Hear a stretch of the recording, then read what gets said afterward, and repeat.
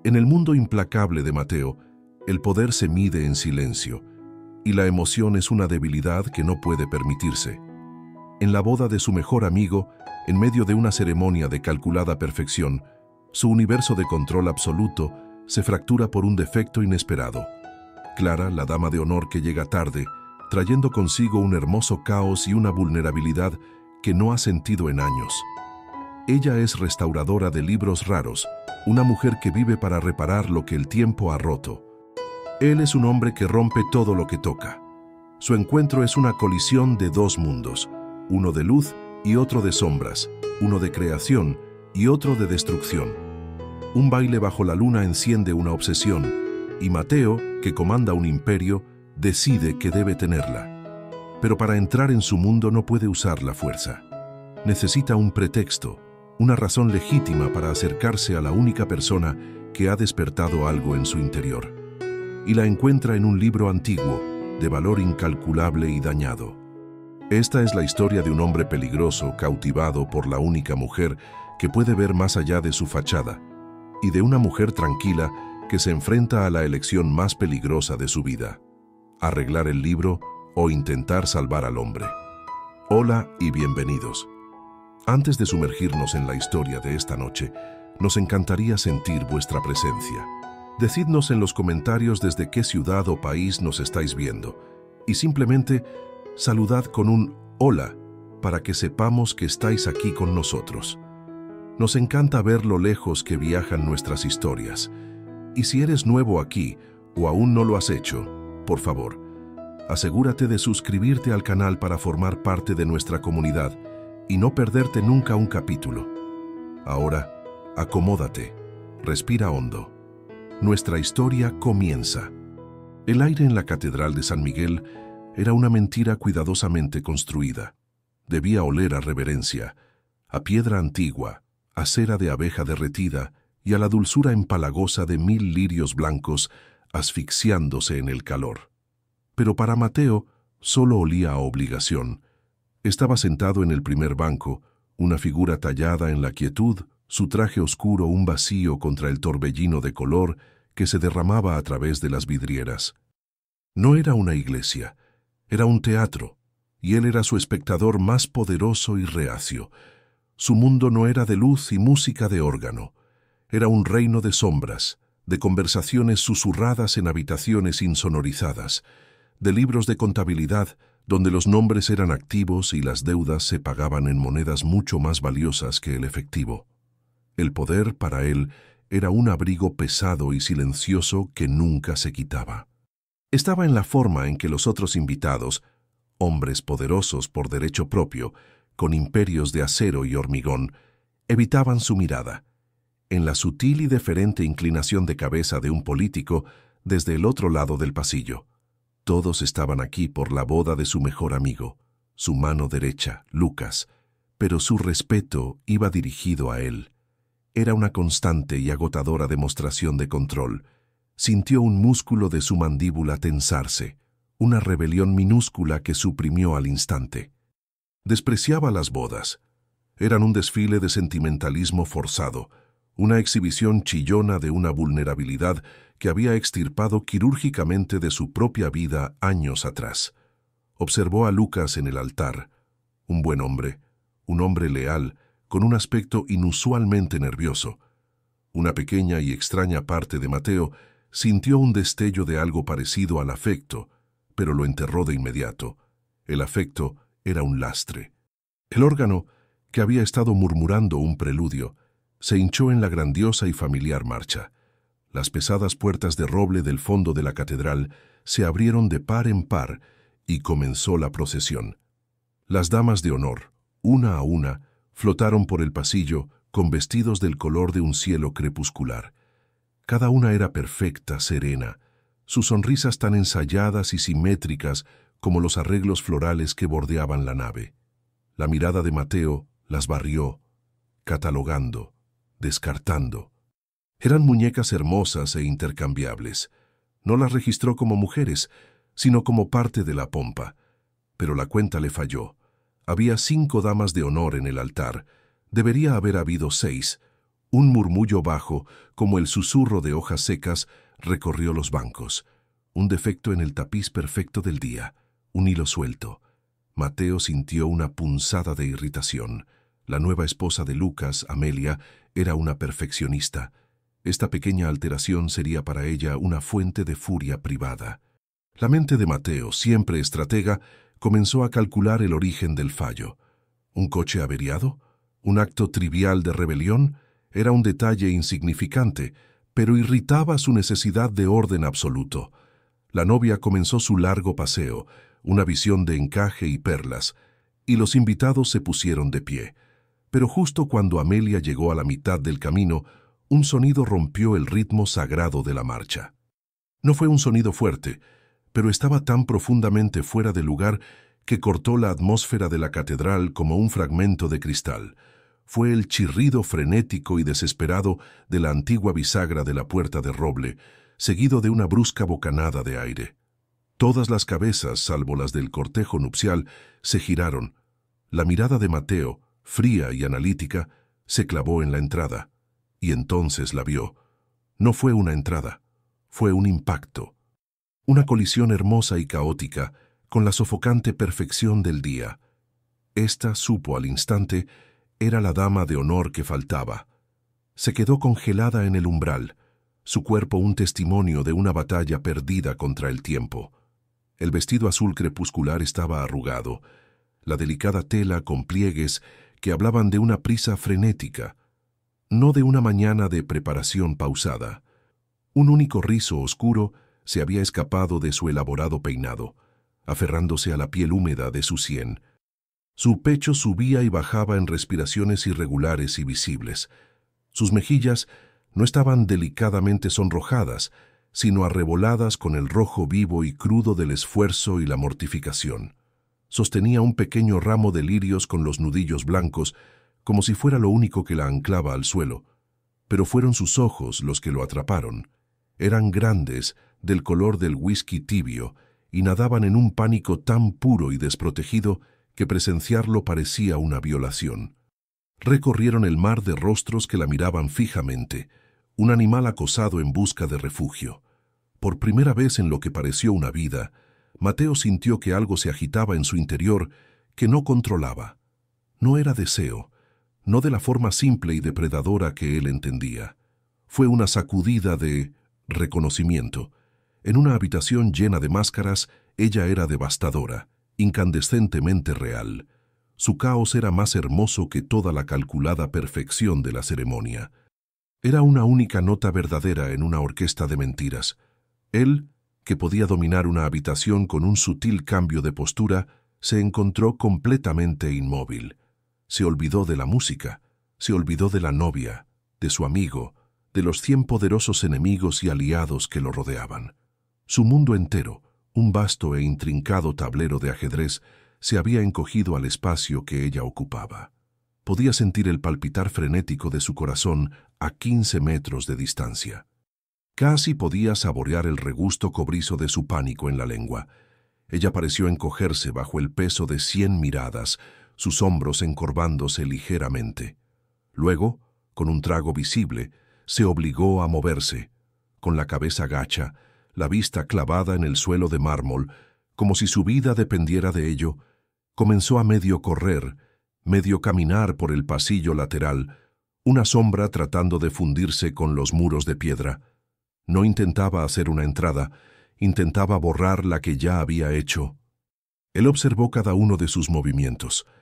Notó el ligero, casi imperceptible temblor de sus manos cuando finalmente llegó al frente y se deslizó en el espacio vacío al final de la fila nupcial. Mantuvo la cabeza inclinada, la barbilla metida, todo su ser irradiando un deseo desesperado de volverse invisible. Podía ver la tensión en el tendón de su cuello, la rígida postura de su espalda mientras luchaba por recuperar la compostura. La ceremonia reanudó su curso. El sacerdote habló de unión y santidad. Se intercambiaron votos con voces claras y ensayadas. Anillos fríos y dorados se deslizaron en los dedos. Mateo oyó las palabras, pero eran un zumbido lejano, la banda sonora de la película muda que se desarrollaba en su mente. Su atención permaneció fija en la mujer de azul. Observó cómo obligaba a sus manos a quedarse quietas, cómo levantaba la barbilla lo suficiente para ser respetable, su mirada fija en un punto en la distancia media, sin ver nada deliberadamente. Vio el momento en que una única lágrima furtiva se le escapó y trazó un camino por su mejilla. No era una lágrima de alegría por la feliz pareja.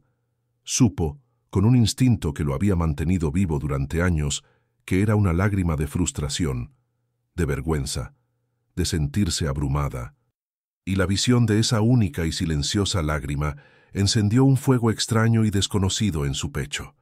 Era un sentimiento ferozmente protector, posesivo, que no tenía un origen lógico. Era un impulso de recorrer ese pasillo, borrar las miradas de la multitud y protegerla de un mundo que claramente, de alguna manera, la había perjudicado hoy. El pensamiento era tan ajeno, tan contrario a su naturaleza, que se sintió como una traición a sí mismo. Él era Mateo. No protegía, poseía, no consolaba. Controlaba. Lucas y Amelia se besaron. La multitud estalló en un aplauso educado y alegre. El órgano tronó una marcha triunfal. Cuando el cortejo nupcial se giró para irse, los ojos de Mateo buscaron los de ella por última vez.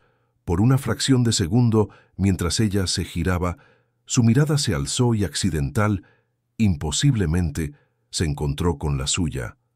El mundo se desvaneció. El ruido, la gente, los lirios, todo se disolvió en un borrón sin sentido. En esa fracción de segundo, lo vio todo de nuevo. El pánico, la fragilidad, la lucha. Pero también vio algo más. Un destello de profunda profundidad, una resiliencia enterrada bajo la superficie de su angustia. Luego, tan rápido como sucedió, ella apartó la mirada. Una nueva ola de color subiendo por sus mejillas al darse cuenta de que había sido sorprendida mirando al hombre del primer banco. Desapareció por el pasillo con el resto de la procesión, engullida por la multitud. Pero su imagen quedó grabada en el reverso de sus párpados. El caos, el rubor en su piel, el único rizo desafiante, los ojos color whisky que lo habían visto por un segundo aterrador. La ceremonia había terminado, pero para Mateo, algo acababa de empezar. El defecto en la perfección del día ya no era una irritación, se había convertido en una obsesión. Se levantó de su asiento, sus movimientos tan suaves y deliberados como siempre, pero por dentro, una placa tectónica se había desplazado. El mundo silencioso y ordenado que había construido con tanto esmero se había fracturado, y supo, con absoluta certeza, que no descansaría hasta saber el nombre de la mujer que lo había hecho añicos. La recepción se celebró en un extenso club de campo, un lugar tan cuidado y prístino que resultaba estéril. Candelabros de cristal goteaban luz sobre mesas cargadas de imponentes arreglos florales y cubiertos relucientes. El aire zumbaba con la alegría forzada de la hora del cóctel, una sinfonía de copas que tintineaban, risas educadas y el bajo zumbido de un cuarteto de cuerda que tocaba algo olvidable en un rincón. Para Mateo, el cambio de lugar no alteró en nada la atmósfera sofocante. Era el mismo teatro, solo que un escenario diferente. Estaba de pie cerca de unas puertas francesas que daban a una terraza, con un vaso de whisky intacto en la mano. El peso frío y sólido del cristal era un ancla familiar en un mar de rituales sociales sin sentido. La gente orbitaba a su alrededor, sus trayectorias cuidadosamente calculadas. Se acercaban con una falsa naturalidad, ofrecían felicitaciones por Lucas y luego intentaban derivar la conversación hacia los negocios. Él los desviaba a todos con una palabra tranquila o una mirada tan desprovista de calidez que podría congelar el vapor. Era un maestro en construir muros invisibles. Pero esta noche, sus muros tenían grietas. Su mirada recorrió el salón de baile, no con su habitual evaluación estratégica, sino con un enfoque singular y depredador. Buscaba un toque de azul crepuscular. La encontró de pie cerca del colosal pastel de bodas, parcialmente oculta por un helecho en maceta. Clara, Había averiguado su nombre de Lucas en un breve y cortante intercambio. Clara, la prima de Amelia, siempre va a su propio ritmo. Lucas lo había dicho sacudiendo la cabeza, con una afectuosa molestia. Para Mateo el nombre sonaba tranquilo y simple, un marcado contraste con el hermoso desorden de la mujer misma. Estaba bebiendo una copa de champán, sosteniéndola con ambas manos como si fuera un escudo. Ya no era el epicentro de una crisis, pero la silenciosa incomodidad de su postura le dijo que todavía sentía el escozor de su llegada tardía. No se estaba mezclando. Se estaba escondiendo a plena vista, su atención fija en las intrincadas flores de azúcar del pastel, estudiándolas con una intensidad que sugería que intentaba memorizar cada pétalo. Observó la forma en que sus dedos, largos y delicados, trazaban la condensación en su copa. Imaginó esos dedos, manchados de tinta o polvo de libros antiguos, remendando minuciosamente una página rota. Había en ellos una silenciosa competencia que lo fascinaba. Observó la sutil forma en que cambiaba su peso de un pie a otro, un pequeño movimiento inquieto que traicionaba la calma que intentaba proyectar. Podía sentir su incomodidad desde el otro lado de la habitación, un zumbido de baja frecuencia que vibraba en algún lugar profundo de su pecho. Nadie le hablaba. Era una isla. Las otras damas de honor, ahora agrupadas en una nube de perfume y autocomplacencia, ocasionalmente le lanzaban miradas frías. Ella era el defecto, la que había estropeado la fotografía perfecta. Mateo sintió la misma oleada ilógica de ira de la iglesia. Era un instinto primitivo, territorial, de desalojar la sala, de acallar los susurros, de eliminar el juicio en sus ojos. Odiaba ese sentimiento. Era una pérdida de control, y no había cedido voluntariamente el control de una emoción en 15 años. Tomó una decisión. No fue un pensamiento, ni un plan, sino un impulso puro e innegable. Dejó su whisky intacto en la bandeja de un camarero que pasaba y comenzó a moverse. La multitud se apartó para él. Siempre lo hacía. Era una deferencia silenciosa e instintiva que había cultivado durante años de autoridad absoluta. Se movió no con velocidad, sino con una gracia deliberada e inquietante, su destino claro. Vio el momento en que ella sintió su acercamiento. Sus hombros se tensaron incluso antes de que levantara la vista. Era como si pudiera sentir el cambio en la energía de la sala, el enfoque repentino del depredador. Levantó la cabeza lentamente, y esos ojos color whisky se encontraron con los suyos. El pánico de la iglesia había desaparecido, reemplazado por una curiosidad cautelosa, una aprensión silenciosa. De cerca, pudo ver el leve polvo de pecas a través del puente de su nariz, un detalle tan humano e imperfecto que era impresionante. Se detuvo a una distancia respetable de ella, con cuidado de no agobiarla, de no intimidarla. Fue un acto consciente de contención, una cortesía que rara vez extendía a nadie. «Clara», dijo. Su nombre fue un murmullo bajo, no una pregunta. Ella parpadeó, sorprendida. El sonido de su nombre en sus labios pareció sorprenderla. «Sí», respondió, su voz más suave de lo que había imaginado, como terciopelo gastado. «Disculpe, ¿nos conocemos?» Mateo. No ofreció un apretón de manos. No ofreció un título, solo su nombre. Era todo lo que se necesitaba. La vio procesarlo, vio el destello de reconocimiento, el sutil ensanchamiento de sus ojos mientras lo ubicaba. Sabía quién era él. Todos en esta sala sabían quién era. Era la prima de la novia, pero ahora también estaba en la órbita del mundo de Lucas. El mundo de Mateo. Un leve rubor le subió por el cuello, un color encantador y traicionero que delató su compostura. Por supuesto, es el padrino de Lucas. Lo soy, confirmó su mirada inquebrantable. Ha causado bastante revuelo hoy. Lo dijo sin juzgar, como una simple declaración de hechos, pero la vio estremecerse. Sus nudillos se pusieron blancos alrededor de su copa de champán. Fue inevitable. Una crisis en el trabajo. Pido disculpas si interrumpí la ceremonia. No la interrumpió. dijo Mateo, y se inclinó solo un poco, bajando la voz para que solo ella pudiera oírlo. El aire entre ellos de repente se sintió cargado, íntimo. La mejoró. La perfección es aburrida. Se le cortó la respiración. Fue un sonido diminuto, casi inaudible, pero para sus agudizados sentidos fue tan fuerte como un disparo. Ella lo miró, realmente lo miró, por primera vez. Inclinó la cabeza y pudo ver los engranajes girando detrás de sus ojos. Lo estaba reevaluando, tratando de reconciliar al hombre de temible reputación con el hombre que acababa de hacerle el cumplido más extraño e inesperado.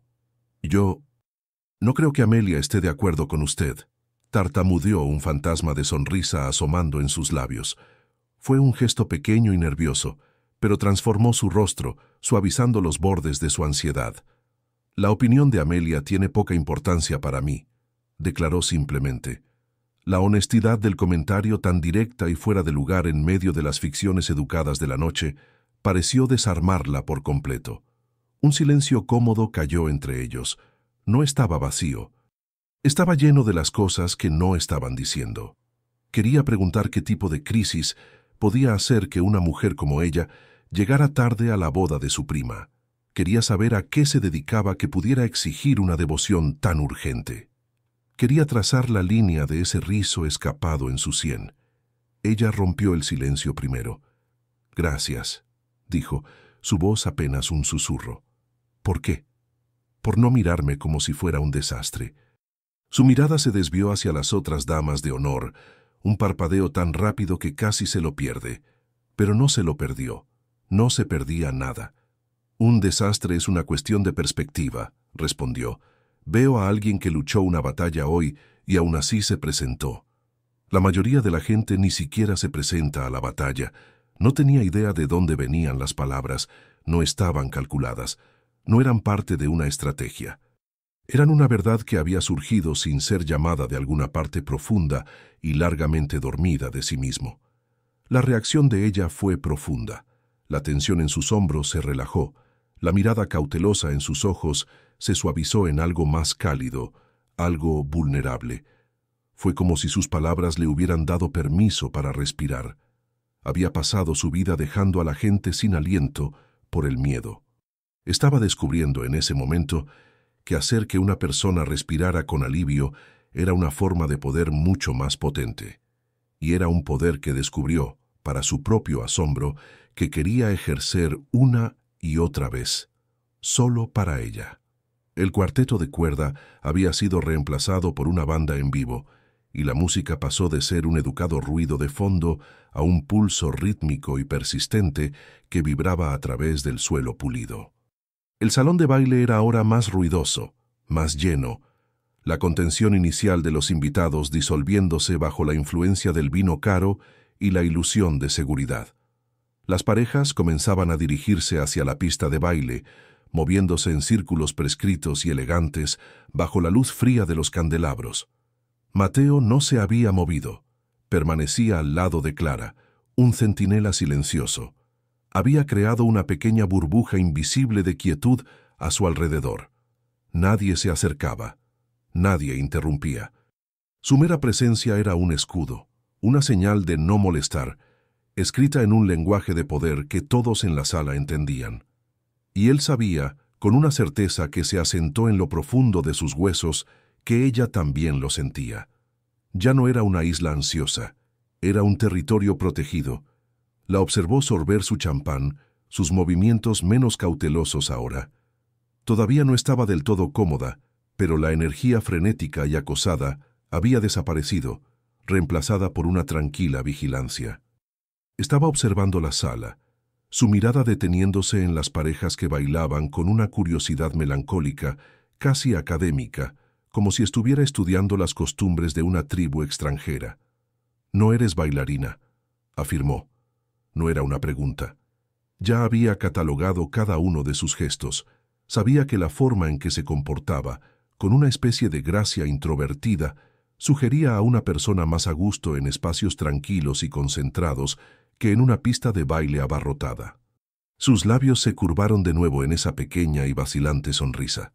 Hizo algo extraño en su interior, un lento y desconocido apretón en su pecho. ¿Es tan obvio? Los miras como si estuvieras leyendo un libro, dijo, tratando de entender la estructura, las reglas no dichas. Sus ojos se abrieron ligeramente y volvió a prestarle toda su atención. La mirada que le dirigió fue de genuina sorpresa, de ser vista de una manera que no esperaba. Eso es notablemente preciso. Mi trabajo consiste en encontrar la historia bajo la superficie. Supongo que se convierte en un hábito. La oportunidad estaba ahí. La pregunta que había querido hacer en la iglesia. Tu trabajo. La crisis que te hizo llegar tarde. La sonrisa desapareció de sus labios, reemplazada por una tenue sombra de la ansiedad anterior. Su mirada volvió a caer sobre su copa. Debe parecer terriblemente trivial.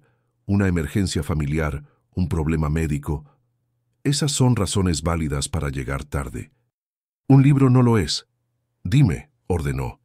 La palabra fue demasiado dura, demasiado acostumbrada a ser obedecida. La vio ponerse rígida y se maldijo mentalmente. Suavizó su tono, una sutil modulación que le costó un esfuerzo considerable. Me gustaría saber.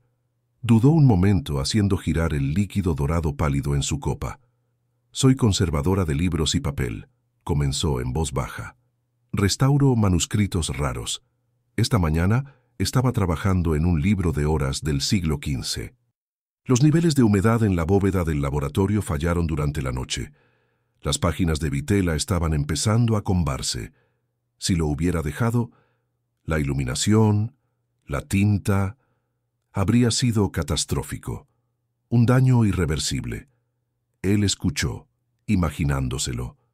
La vio a ella, no con este vestido de dama de honor que le quedaba mal, sino en una habitación tranquila e iluminada por el sol, con el ceño fruncido por la concentración, esas manos delicadas y capaces trabajando con una precisión minuciosa para salvar algo hermoso y frágil de la ruina. La imagen era tan vívida, tan poderosa, que eclipsó todo el salón de baile. No era solo una restauradora de objetos, era una guardiana de la historia, de las historias. Luchaba contra el tiempo y la decadencia. Así que elegiste salvar un libro de 500 años en lugar de llegar a tiempo a la boda de tu prima, resumió. Suena horrible cuando lo dices así, murmuró, un rubor volviendo a sus mejillas. Sé que fue la elección equivocada, socialmente. Herí los sentimientos de Amelia, pero no podía simplemente irme. Se sentía como dejar morir a un ser vivo. No fue la elección equivocada, dijo Mateo, y la convicción en su propia voz lo sorprendió. Él, un hombre que trataba con el presente brutal y poco sentimental, se encontraba maravillado por la dedicación de ella al pasado. Su mundo consistía en derribar cosas, el de ella en volver a unirlas. Fue la única elección que podías haber hecho. Demuestra carácter, devoción. Sus ojos, cálidos como el whisky y escrutadores, se encontraron con los de él. La conversación educada se había evaporado. Estaban en un territorio diferente ahora, un lugar de honestidad inesperada y cruda. Ella vio algo en su rostro, una intensidad que era a la vez aterradora y convincente, y no apartó la mirada. Fue Lucas quien rompió el hechizo. Apareció junto a Mateo, con el rostro enrojecido por el champán y la felicidad. Ahí estás, escondiéndote en un rincón. Necesito robarle a mi padrino para un brindis. Luego sonrió cálidamente a Clara. Y, prima Clara, veo que has conocido al hombre misterioso. No dejes que te intimide. Su ladrido es mucho peor que su mordisco. La mirada de Mateo sobre Lucas fue glacial. La interrupción fue como un cubo de agua helada, devolviéndolo a la sofocante realidad de la recepción. Pero Clara simplemente le ofreció a Lucas una sonrisa genuina y amable. Ha sido una compañía perfecta, Lucas. Felicidades, Amelia y tú estáis preciosos juntos. La sinceridad en su voz era inconfundible. No había celos ni resentimiento persistente por el juicio silencioso de la mañana. Simplemente estaba puramente feliz por su prima. Esto, se dio cuenta Mateo, era otra faceta de su carácter, una capacidad para la gracia bajo presión. Volveré, le dijo Mateo a ella. No era una sugerencia, Era una promesa, un voto. Ella simplemente asintió, sus ojos sosteniendo los de él un segundo más de lo necesario antes de que él se girara para seguir a Lucas hacia el escenario. Mientras se alejaba, pudo sentir la mirada de ella en su espalda. La sensación era tan tangible como un toque, un punto cálido entre sus omóplatos. Se paró junto a Lucas en el escenario, el micrófono en su mano, los rostros de 100 personas poderosas vueltos hacia él. Pronunció el brindis que había preparado, las palabras fluyendo con su habitual facilidad ensayada. Habló de lealtad, de hermandad, del futuro. Las palabras fueron perfectas. La entrega fue impecable. El aplauso fue atronador. Pero él no estaba allí. Su mente seguía de pie en el rincón junto al pastel de bodas. Estaba pensando en el olor a papel viejo y en la intensidad tranquila de una mujer que arriesgaría el oprobio social para salvar una historia moribunda. Estaba pensando en su rubor, su sonrisa, la forma en que le hacía sentir algo más que el peso frío y duro de su propio poder.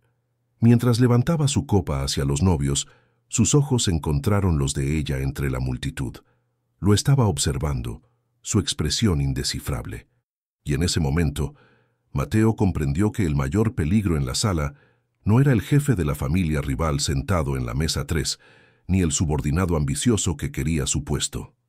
El mayor peligro era una tranquila restauradora de libros con un vestido azul crepuscular que en el espacio de una sola noche había franqueado cada una de sus defensas sin siquiera intentarlo. El brindis había terminado. Los apretones de manos y las palmaditas en la espalda requeridas fueron soportados. Mateo se liberó de la sofocante multitud de simpatizantes con una eficiencia practicada e implacable. Sus movimientos eran fluidos, económicos, cada paso llevándolo de vuelta hacia el rincón donde había dejado a Clara. Pero ella ya no estaba. El espacio junto al pastel de bodas estaba vacío. Su copa de champán yacía abandonada en una mesa cercana, un leve rastro de su lápiz labial en el borde. Una ira fría e irracional se retorció en sus entrañas. Era la ira de un estratega cuyo movimiento cuidadosamente planeado había sido contrarrestado inesperadamente. Había hecho una promesa: volveré, y esperaba que ella estuviera allí, esperando.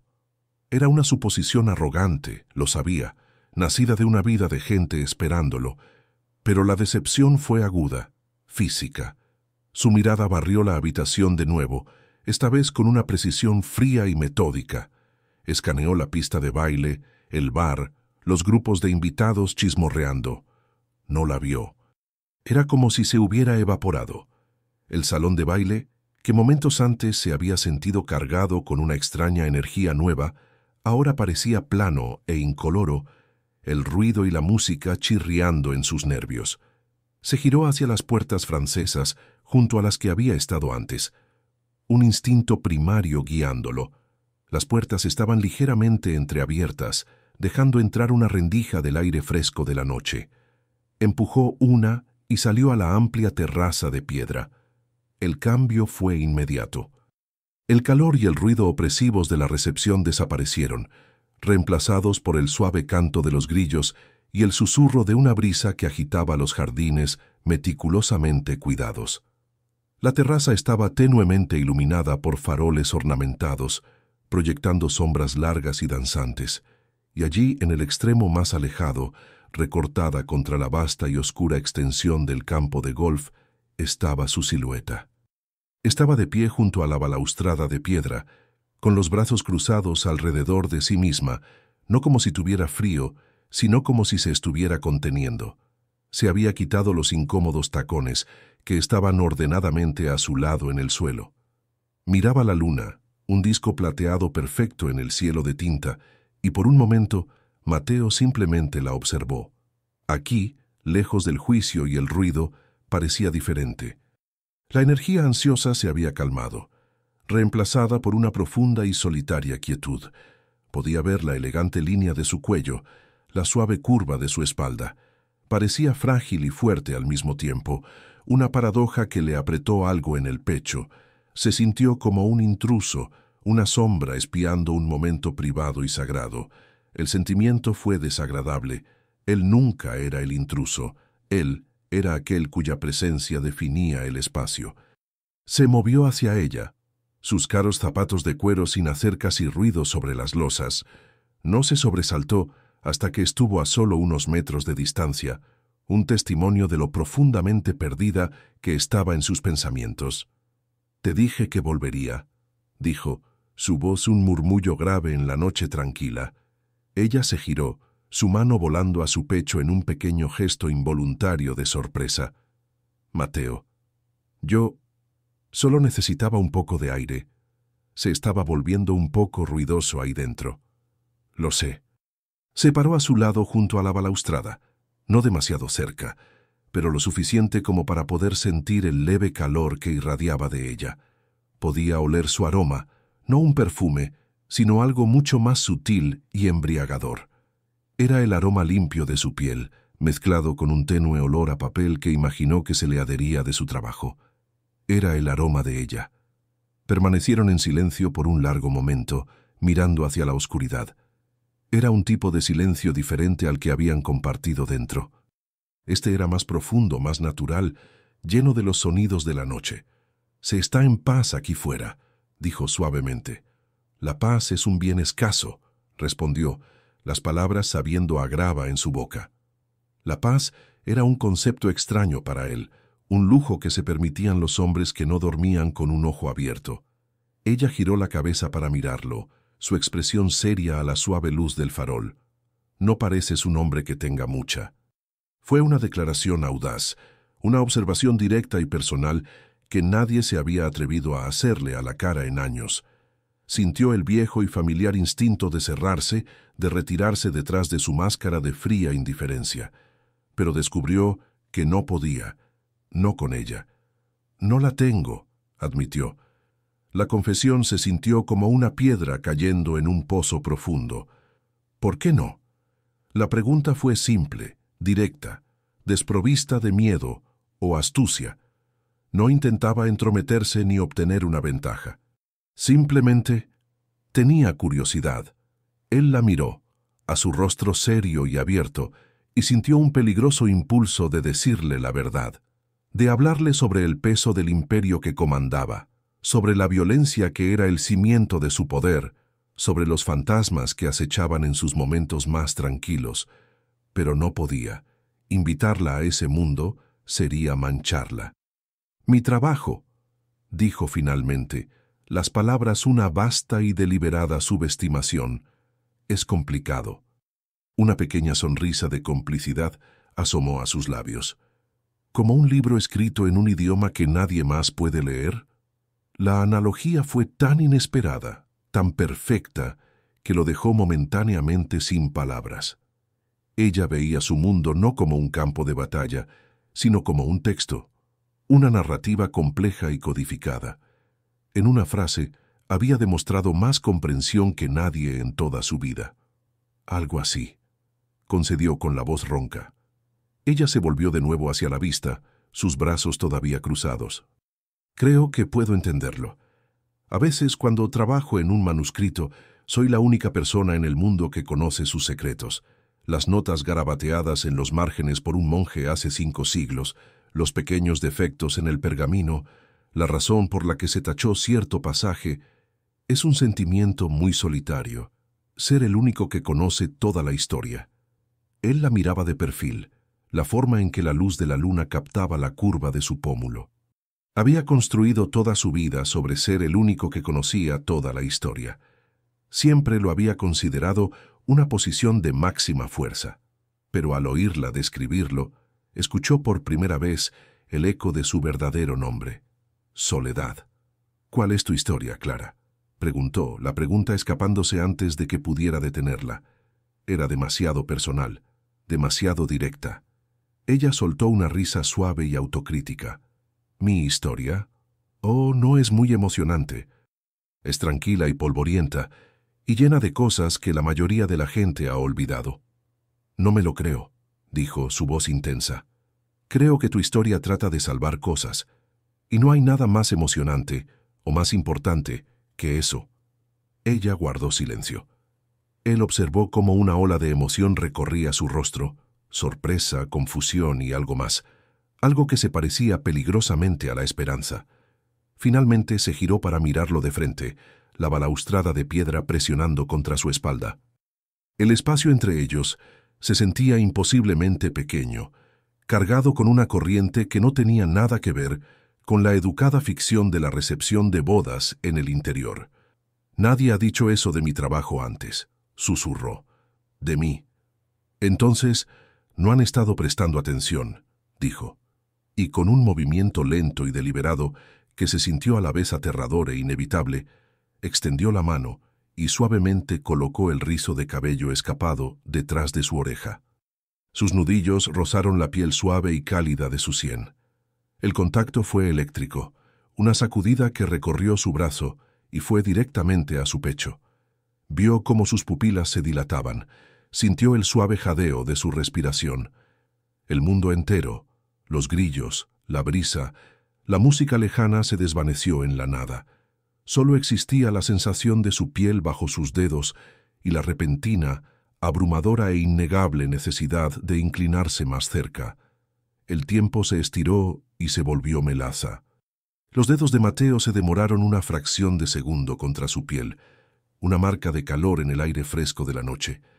Fue el toque más tentativo, más suave que jamás había otorgado, pero llevaba el peso de un cambio tectónico. Para él, el tacto era sobre control, sobre posesión, sobre afirmar el dominio. Esto era diferente. Esto era una pregunta, una exploración. El aliento de ella se entrecortó, un sonido suave y agudo en la quietud íntima. No se apartó, no se inmutó. En cambio, su cuerpo pareció inclinarse hacia su toque, una atracción infinitesimal y magnética que él sintió hasta la médula. Sus ojos color whisky estaban muy abiertos, luminosos a la luz de la luna, y en sus profundidades no vio miedo, sino una sensación de asombro naciente y vertiginosa. Era la misma mirada de descubrimiento que imaginaba que ponía al descubrir un detalle oculto en uno de sus antiguos manuscritos. Él era un texto que ella, de repente e inexplicablemente, estaba leyendo. El impulso de cerrar la distancia entre ellos era un dolor físico, una necesidad visceral y primaria que anulaba cada instinto calculado que poseía. Su mundo era uno de consecuencias, de acciones y reacciones, de movimientos planeados con 10 pasos de antelación. Pero aquí, con ella, no había estrategia. Solo existía la cruda e innegable gravedad del momento presente. Dejó caer su mano, la pérdida de contacto sintiéndose inmediata y profunda. Vio un destello de decepción en sus ojos antes de que ella lo enmascarara. Apretó los dedos en un puño a su costado, el recuerdo de la textura de su piel, imposiblemente suave, increíblemente cálida, ya una sensación fantasma que quería reclamar. Debería volver dentro, susurró, pero no hizo ningún movimiento para irse. Su voz era inestable, un hilo frágil en el silencio cargado. Todavía estaba clavada por su mirada, por lo no dicho que acababa de pasar entre ellos. «¿Por qué?», preguntó, su voz baja y áspera. No quería que se fuera. Quería mantenerla aquí, a la luz de la luna, en esta burbuja de tiempo robado donde las reglas de su mundo no parecían aplicarse. «Mi prima, las damas de honor, se preguntarán dónde estoy». Sus razones sonaban huecas como excusas que se estaba dando a sí misma, tratando de reconstruir el muro que él acababa de franquear sin esfuerzo. «Deja que se lo pregunten», dijo Mateo, y las palabras fueron un descarte silencioso de todo su mundo de obligaciones sociales. Le estaba ofreciendo un escape, un asilo temporal en su propio territorio de desafío. Para un hombre que no ofrecía nada gratis, era un regalo sin precedentes. Ella miró de sus ojos a su boca y de vuelta, un debate silencioso y parpadeante desarrollándose en su rostro. Podía ver la guerra dentro de ella, el hábito arraigado de hacer lo correcto, de ser la buena prima, la confiable, contra esta nueva, aterradora y estimulante posibilidad. No soy como tú», dijo, su voz apenas audible. «No puedo simplemente descartar a la gente, las obligaciones. Lo sé. dijo suavemente. Y ese era todo el punto. Ella era todo lo que él no era. Era luz para su sombra, creación para su destrucción, deber para su dominio. Y por alguna razón, en lugar de crear un abismo entre ellos, había forjado una conexión tan poderosa que lo dejaba sin aliento. Una nueva canción comenzó dentro del salón de baile, una balada lenta y melódica. El sonido se deslizó hacia la terraza, una melodía melancólica y romántica que los envolvió. Sin pensar, sin planificar, le tendió la mano. Fue una invitación, una pregunta, un riesgo monumental. Clara se quedó mirando su mano. Era una mano grande, poderosa, con uñas limpias y cortas y nudillos con cicatrices que hablaban de una violencia que ella no podía comprender. Era una mano que podía romper cosas, que había roto cosas, y sin embargo se le ofrecía ahora, con la palma hacia arriba, en un gesto de invitación pura y sin adornos. Dudó durante lo que pareció una eternidad. Podía ver el pulso latiendo frenéticamente en la base de su garganta.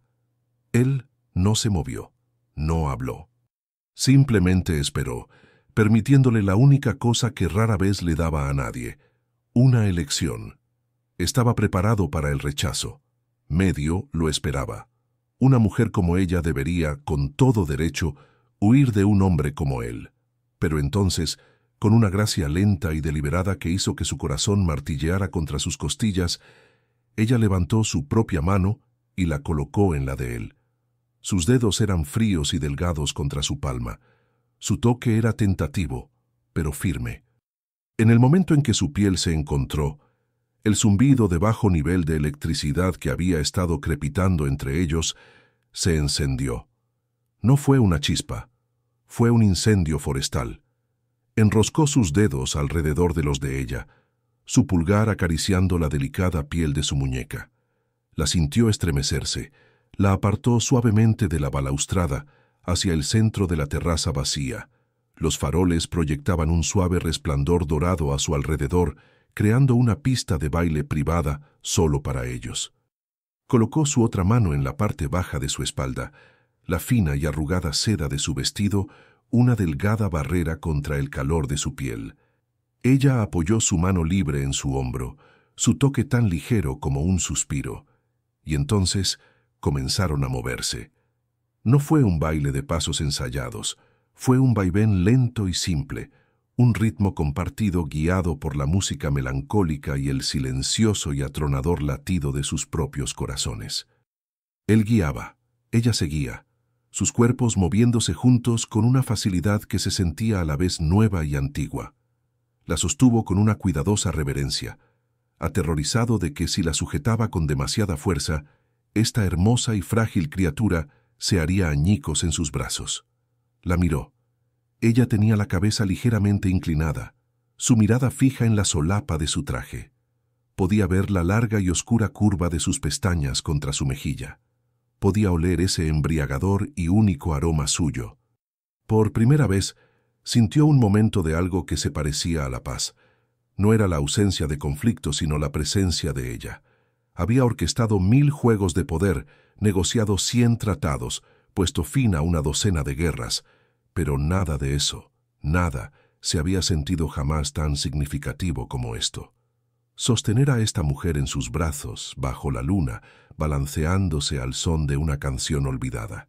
Se dio cuenta con una claridad aterradora de que ya no era él quien tenía el control.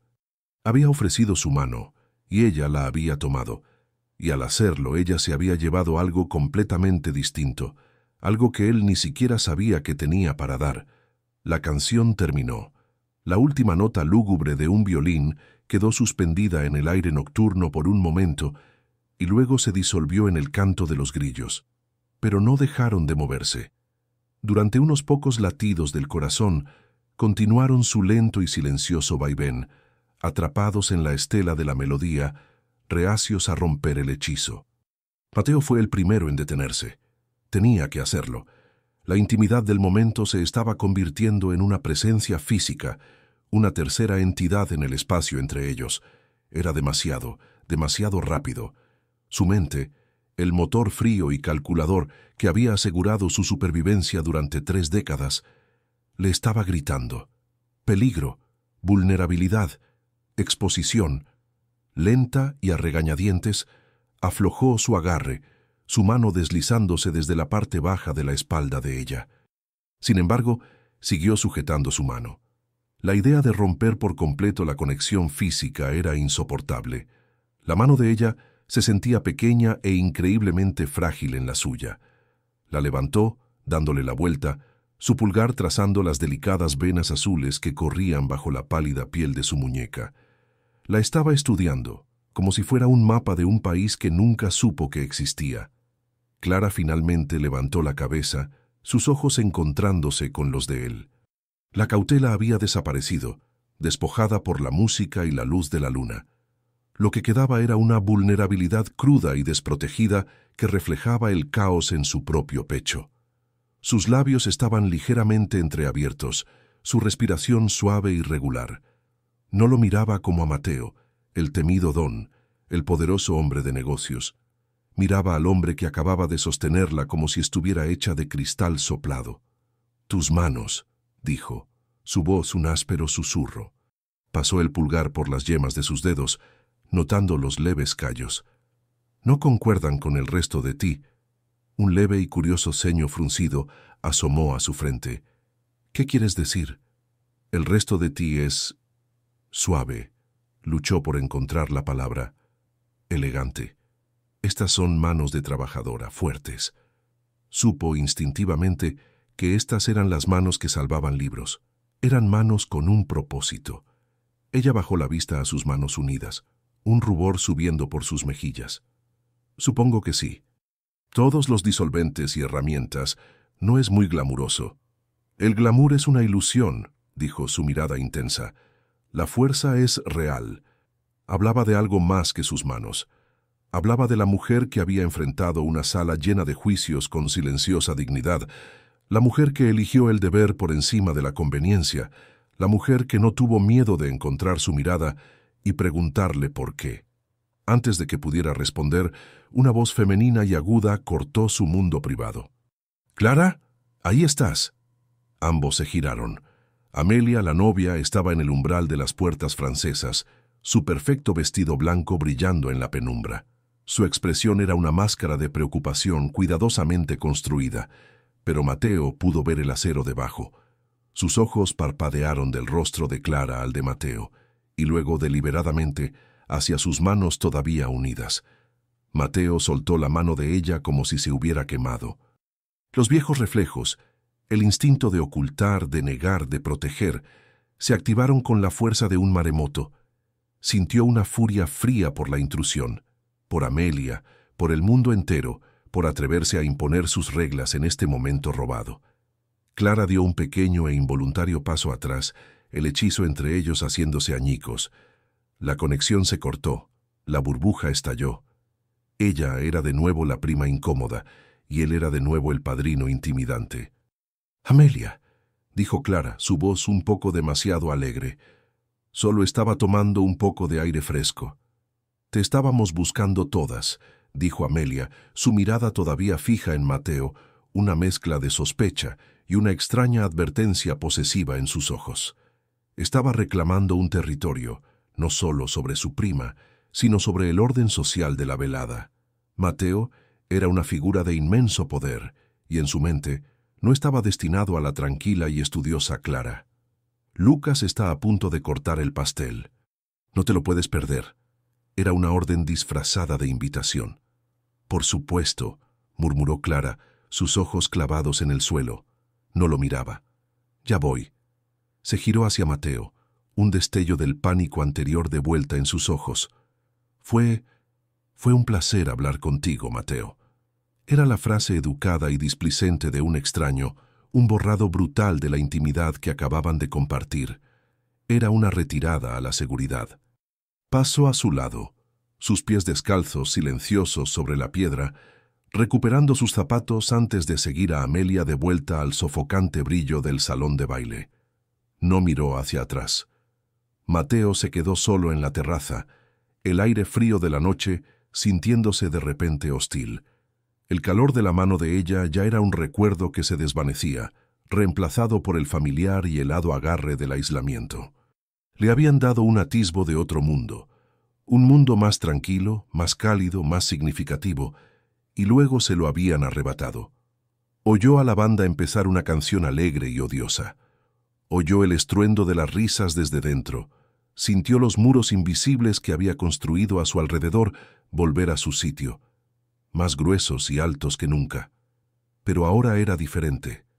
Antes, no había sabido de qué se estaba aislando. Ahora, sí. Bajó la vista a su propia mano, la que había sostenido la de ella.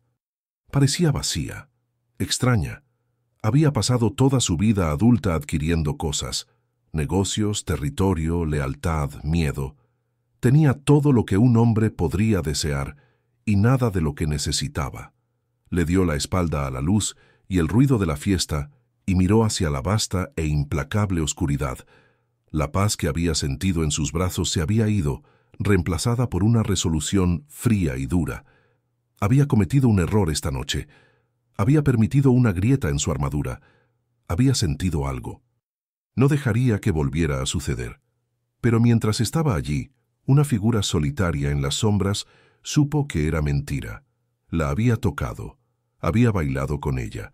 Había visto a la mujer detrás de la fachada tranquila. Podía construir sus muros tan alto como quisiera, pero era demasiado tarde. Ella ya estaba dentro. El resto de la velada fue un estudio de tortura controlada. Mateo se obligó a volver al salón de baile, donde el aire ahora se sentía 10 veces más caliente, y el ruido era un asalto físico a sus sentidos. Era una máquina, funcionando con el combustible frío y eficiente del hábito. Asintió, ofreció cumplidos breves y sin sentido.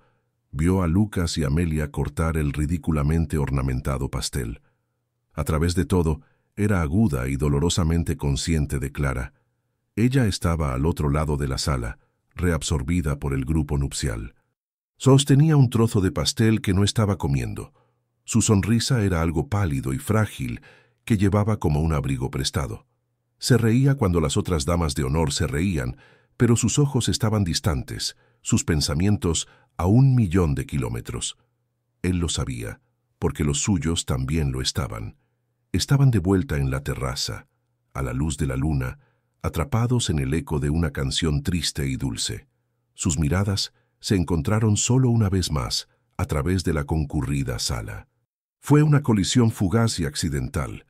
Vio un destello de algo en sus ojos, confusión, arrepentimiento, una chispa del mismo anhelo que actualmente lo estaba vaciando por dentro. Luego ella apartó la vista, su atención inmediatamente reclamada por una de las otras mujeres. El momento se había ido. Se fue sin despedirse. Nunca se despedía, simplemente se desvanecía, su ausencia una declaración más poderosa que cualquier adiós. Su chofer esperaba. El coche negro un capullo silencioso y blindado contra el mundo exterior.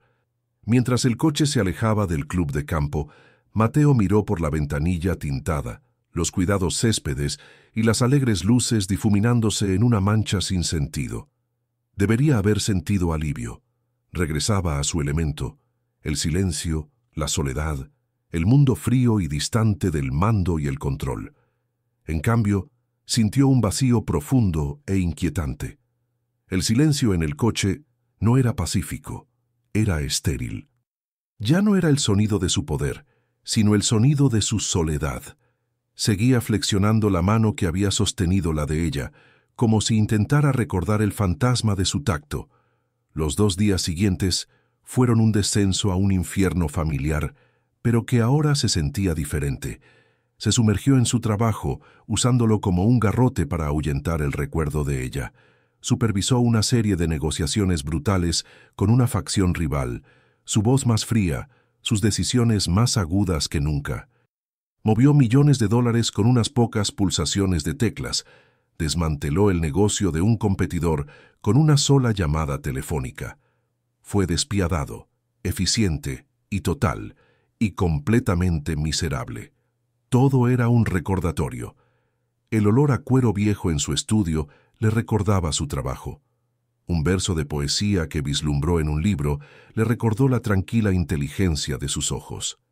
El silencio de su vasto y vacío ático Antes su santuario, ahora se sentía como una tumba. Era un hombre atormentado no por un fantasma, sino por una posibilidad, la posibilidad de una vida que no estuviera envuelta en sombras, la posibilidad de una conexión que no se basara en el miedo o la obligación. Le habían dado un atisbo en la terraza, y ahora su ausencia era un dolor constante y punzante. A la tercera noche supo que había perdido la batalla. Se sentó en su estudio, con un vaso de Macallan 25 intacto sobre el pulido escritorio de caoba. La ciudad brillaba bajo sus ventanas de suelo a techo, una red de luces frías y distantes. Él había construido esta ciudad, poseía una parte significativa de su alma, y sin embargo, se sentía como un extraño en su propio reino. Se había dicho a sí mismo que no volvería a cometer el error de sentir algo. Había mentido. El sentimiento no se había ido, había echado raíces. Estaba creciendo en la oscuridad, una enredadera tenaz y obstinada, y su nombre era Clara. Tenía una opción. Podía hacer lo que siempre hacía, cortar la conexión, borrarla, usar sus vastos recursos para asegurarse de que sus caminos nunca más se cruzaran. Sería el movimiento inteligente, el movimiento seguro.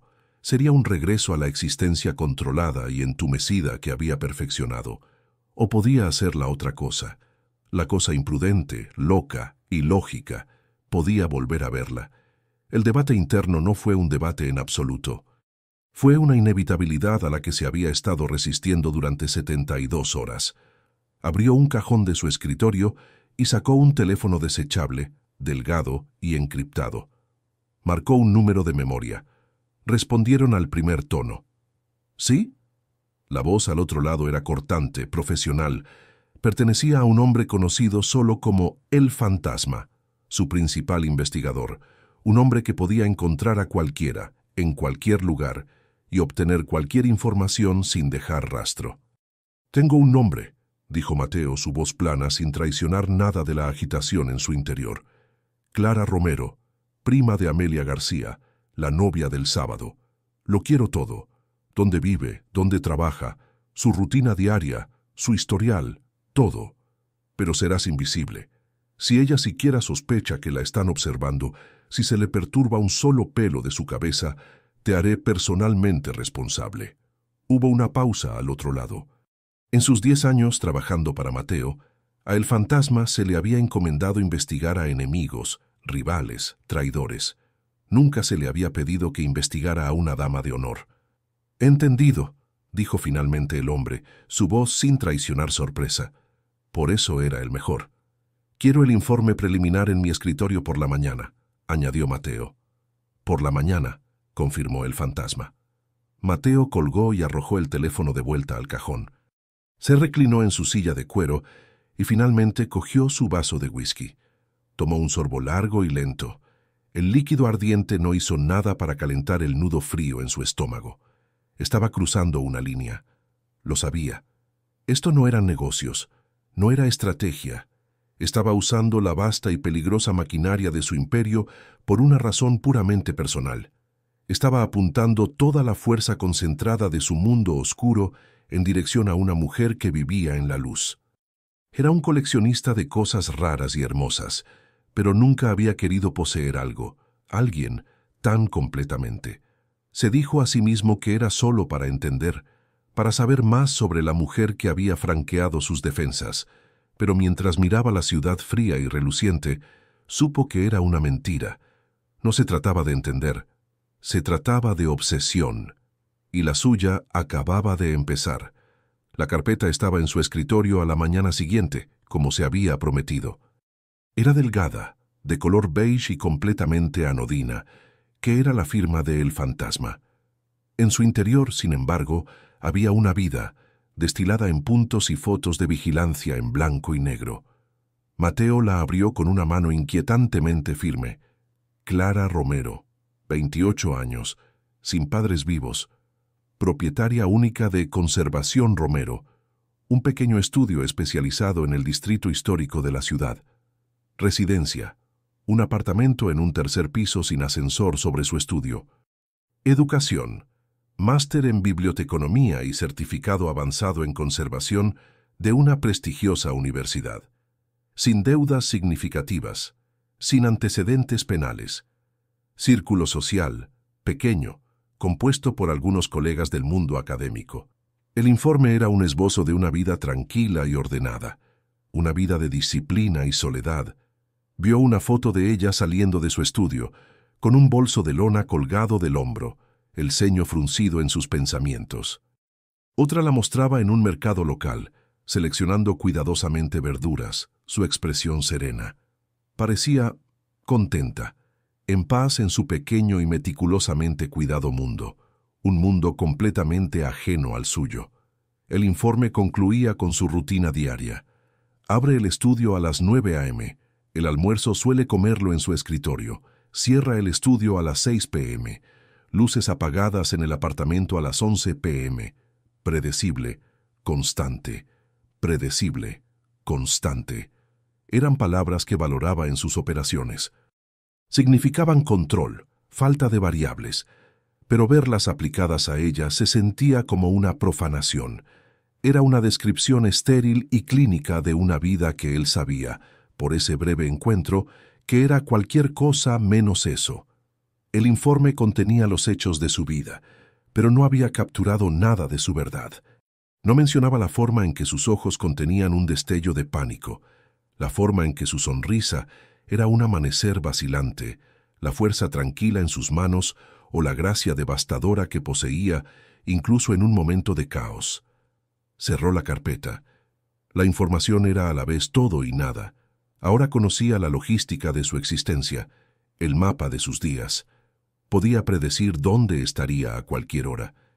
Este conocimiento debería haberse sentido como poder, como una ventaja.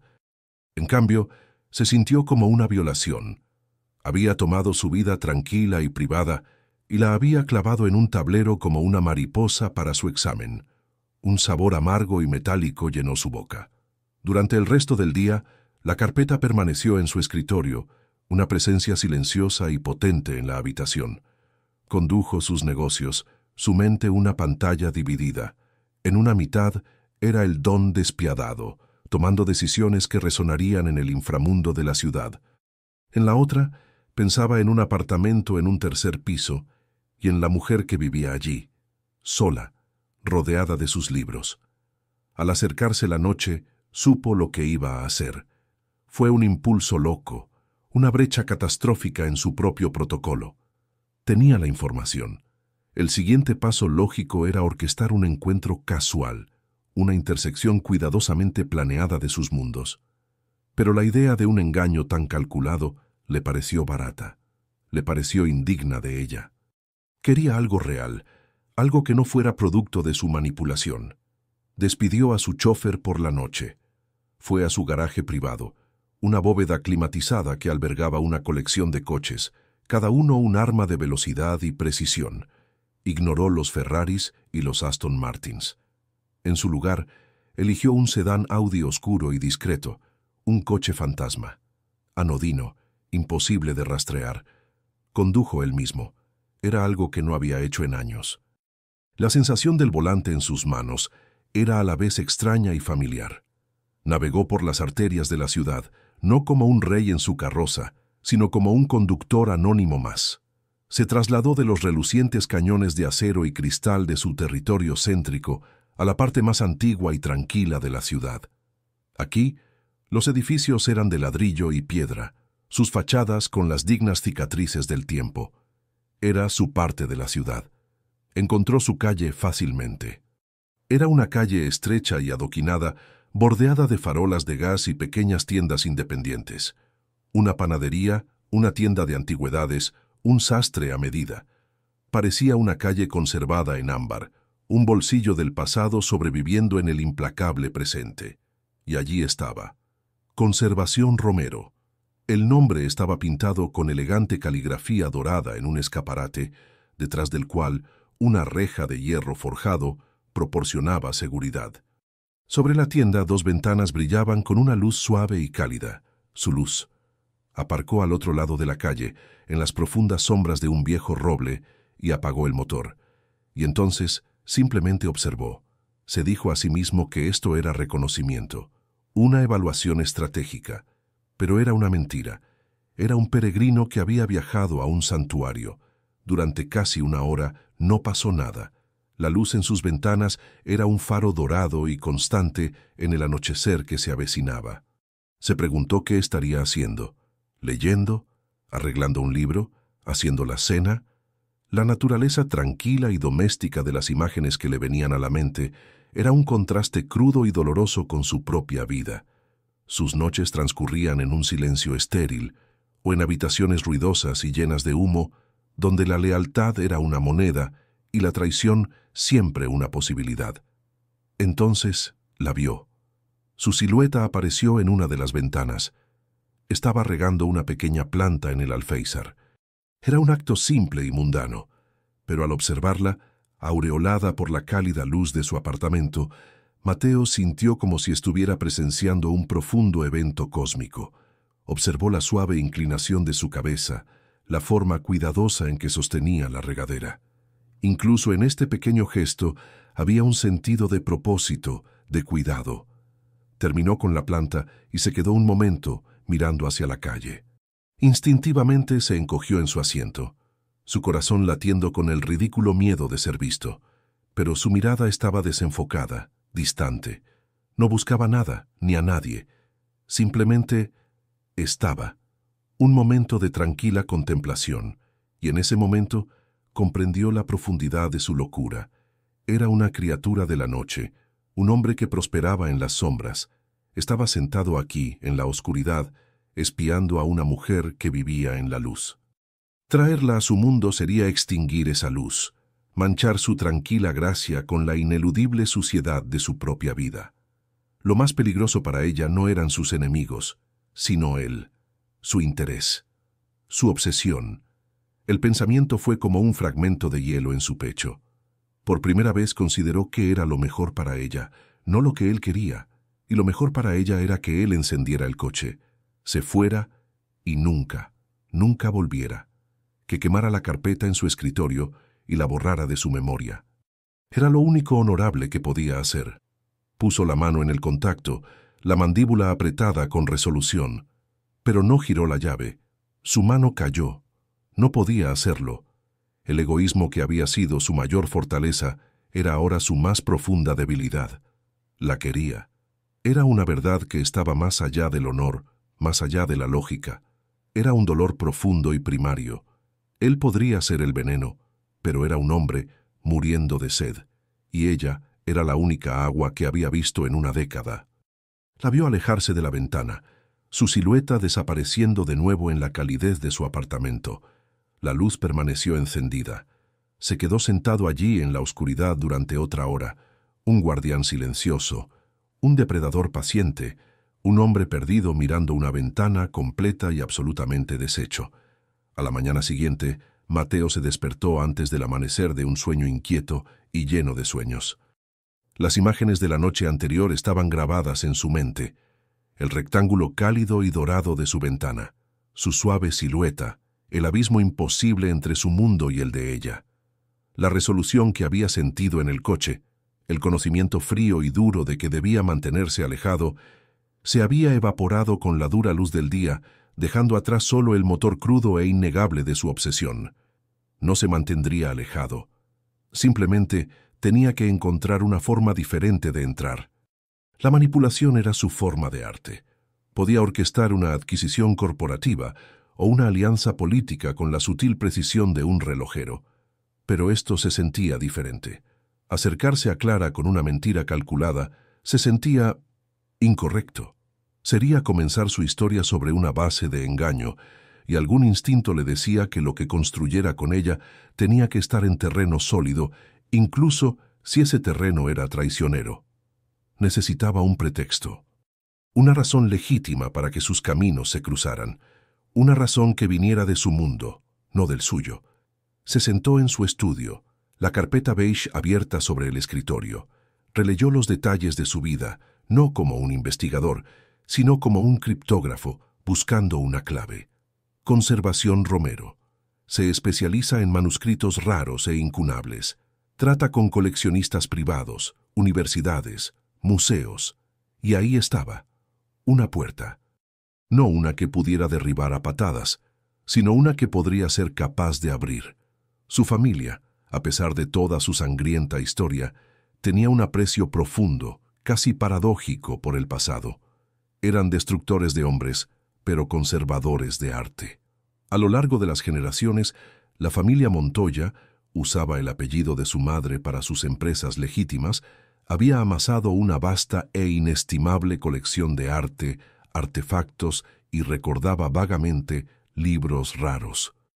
La colección estaba alojada en una bóveda privada y climatizada en su finca de campo, un tesoro intocable de tesoros culturales adquiridos por medios tanto legítimos como menos legítimos. Rara vez le prestaba atención. Era un legado, un activo, nada más, hasta ahora. Hizo otra llamada con el teléfono desechable, no a el fantasma, sino a un tipo diferente de especialista, un hombre llamado señor Alejandro Ferrer, el anciano y semi-retirado conservador que gestionaba la colección Montoya. Ferrer era una de las pocas personas que conocía el alcance total de las posesiones de Mateo, un hombre de una discreción impecable y un conocimiento enciclopédico. «Señor Ferrer», dijo Mateo cuando el anciano respondió, su voz un susurro seco de papel, «requiero un inventario de los textos más antiguos de la colección, cualquier cosa anterior al siglo XVI. Específicamente, busco algo dañado, algo que necesite una restauración experta». Hubo una larga pausa. Mateo casi podía oír los engranajes girando en la mente del viejo conservador. «Una petición interesante, señor Montoya. ¿Puedo preguntar la razón de este repentino interés en la conservación?» «No puede», respondió Mateo, su voz sin dejar lugar a discusión. «Solo encuéntreme un libro, algo valioso, algo frágil y algo que requiera lo mejor en el campo». «Entiendo», dijo Ferrer, con el más leve indicio de comprensión y quizás desaprobación en su tono. «Creo que tengo justo lo que busca. El libro de horas de los Sforza, mediados del siglo XV. La vitela sufre una degradación ácida significativa y el pigmento en varias de las miniaturas se está descascarando. Es una tragedia. Ha estado en mi lista de preocupaciones durante años». Mateo sintió una sacudida, un destello de lo que parecía el destino. Un libro de horas. El mismo tipo de manuscrito que Clara estaba salvando el día de la boda. Era perfecto. «Eso servirá», dijo Mateo. «Prepare los documentos de procedencia necesarios. Legítimos. Indique al propietario como el fideicomiso Montoya». «¿Y la conservadora que tiene en mente?», preguntó Ferrer, aunque probablemente ya sabía la respuesta. Mateo se permitió una pequeña y fría sonrisa. «De eso me encargaré yo mismo». Colgó el teléfono y sintió una oleada de algo que no había sentido en mucho tiempo, la emoción de una apuesta de alto riesgo. Esto era más complejo que cualquier acuerdo comercial. Era una invasión, pero una disfrazada de legitimidad. Se acercaría a ella en sus propios términos, como cliente, ofreciéndole una pieza del mundo que ella amaba. Él sería la serpiente, pero le ofrecería la manzana más hermosa y tentadora. 2 días después, caminó por la calle adoquinada hasta su estudio. No llegó en un coche negro. Llegó a pie, solo, vistiendo un traje de color carbón bellamente confeccionado, discreto pero innegablemente caro. En sus manos llevaba un maletín de archivo climatizado hecho a medida. Dentro, envuelto en seda libre de ácido, yacía una tragedia de 500 años. Se detuvo frente a la tienda. Conservación Romero. Podía verla a través de la ventana, inclinada sobre una gran mesa, con una visera de aumento subida en la frente. Estaba completamente absorta en su trabajo, su concentración un escudo impenetrable. La observó por un momento, su corazón martilleando un ritmo pesado y desconocido contra sus costillas. Este era el punto de no retorno. Respiró hondo, el aire de la ciudad sabiendo a gases de escape y posibilidad, y empujó la puerta. Una pequeña campana anticuada sonó sobre su cabeza. El sonido fue delicado, claro. Clara levantó la vista, sorprendida por la interrupción. Sus ojos se abrieron de par en par. primero de sorpresa al ver a un visitante y luego de puro e inalterado shock al reconocerlo. El color se desvaneció de su rostro, luego regresó en un rubor profundo y revelador. Vio el destello de pánico, el recuerdo de la terraza, la confusión. «Mateo», respiró, su voz apenas un susurro. Se puso de pie, limpiándose automáticamente las manos en su delantal de lino, un gesto de alguien tomado por sorpresa. «Clara», dijo él, su voz tranquila y nivelada, sin traicionar nada del caos que rugía en su interior. Le dio un lento y deliberado asentimiento. «Me dijeron que aquí es donde podía encontrar a la mejor». Colocó el maletín de archivo en el mostrador entre ellos. El suave clic metálico que hizo al posarse sobre la madera pulida fue el único sonido en la habitación. Fue el sonido de una llave girando en una cerradura, el sonido de una trampa que se activa. El silencio en el pequeño estudio era un ser vivo. Estaba denso con el olor a papel viejo, cuero y pegamento de encuadernación, pero ahora también estaba cargado con el zumbido eléctrico de 1000 preguntas no formuladas. Clara miró el elegante maletín metálico sobre su mostrador como si fuera una bomba. Luego su mirada se alzó hacia la de él, y sus ojos eran un torbellino de confusión y sospecha. «¿La mejor?», repitió, su voz recuperando una fracción de su compostura profesional, aunque sus manos todavía jugueteaban con los cordones de su delantal. «¿La mejor en qué?». «En salvar cosas», dijo Mateo, su voz un murmullo bajo. No sonrió. Dejó que las palabras y el recuerdo de su conversación en la terraza flotaran en el aire entre ellos. Vio el destello de reconocimiento en sus ojos, el sutil ablandamiento de su postura defensiva. Había usado su propio mundo, su propio lenguaje, como su llave. «No entiendo», dijo, pero sus ojos estaban fijos en el maletín. La curiosidad profesional, el instinto de la conservadora, estaba comenzando a superar su shock personal. «¿Qué es esto?»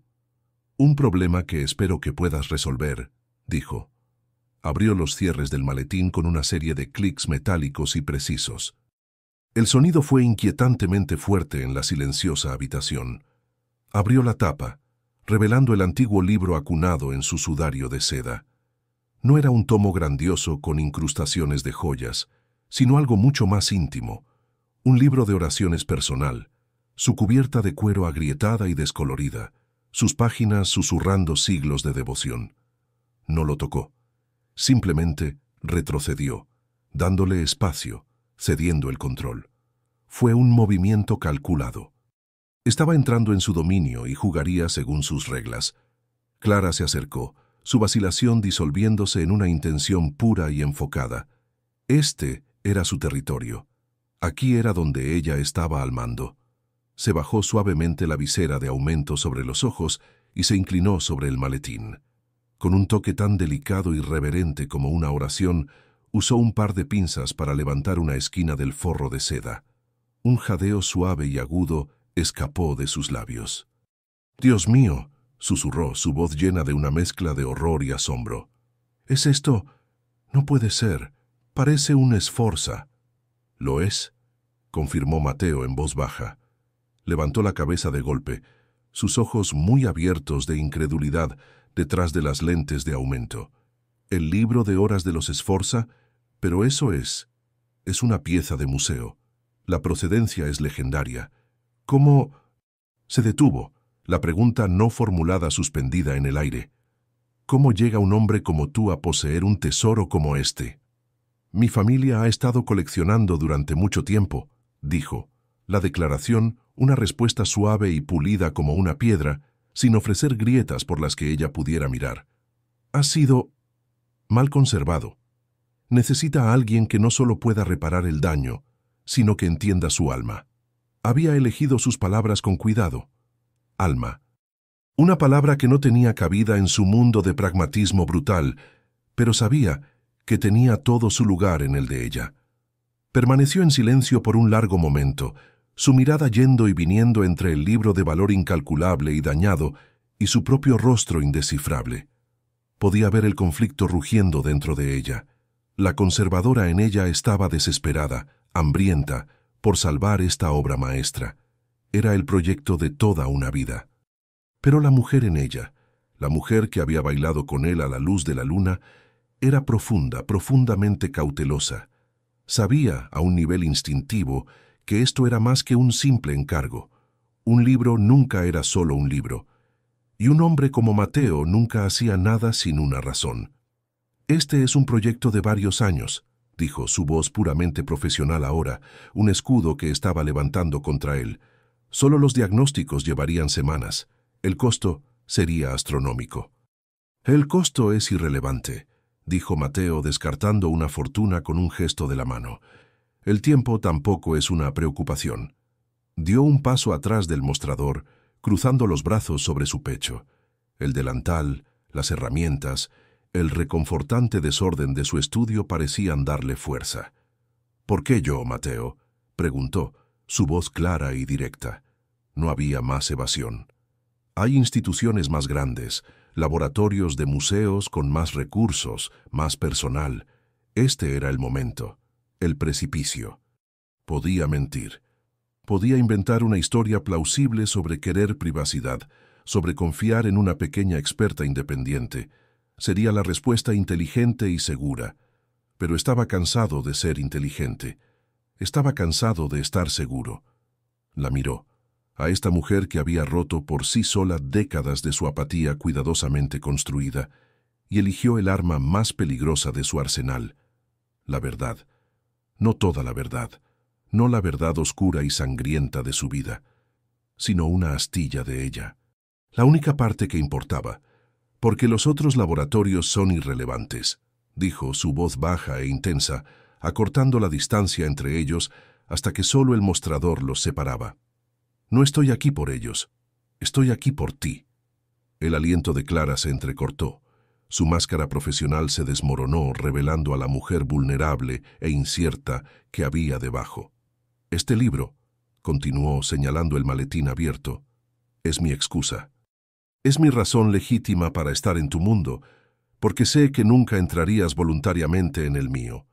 No soy un buen hombre, Clara. Vivo en un mundo de sombras que ni siquiera puedes imaginar. Y lo más lógico, lo más sensato que podrías hacer ahora mismo es decirme que coja mi libro y me vaya». Sostuvo su mirada, sus propios ojos de un negro crudo y honesto. «Pero espero que no lo hagas». Había puesto sus cartas sobre la mesa.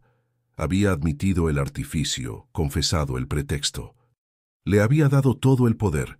Se había vuelto, por primera vez en su vida adulta, completa y absolutamente vulnerable al rechazo.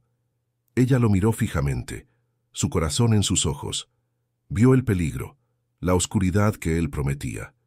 Pero también vio al hombre de la terraza, el que entendía su trabajo, el que la había sostenido con tal suave reverencia. Vio su soledad, el vasto y resonante vacío que intentaba ocultar detrás de su poder.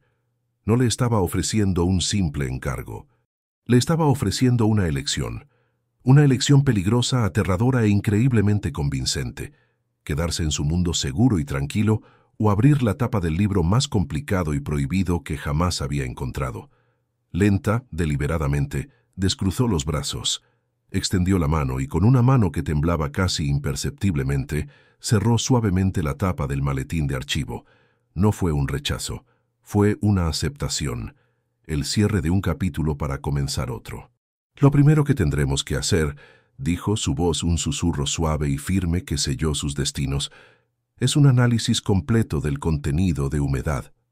Una lenta y genuina sonrisa asomó a los labios de Mateo. Era una sensación rara y desconocida, pero fue lo más real que había sentido en toda su vida. Había venido a ella con un libro roto, pero era su propia alma la que le estaba pidiendo que salvara, y ella acababa de aceptar intentarlo.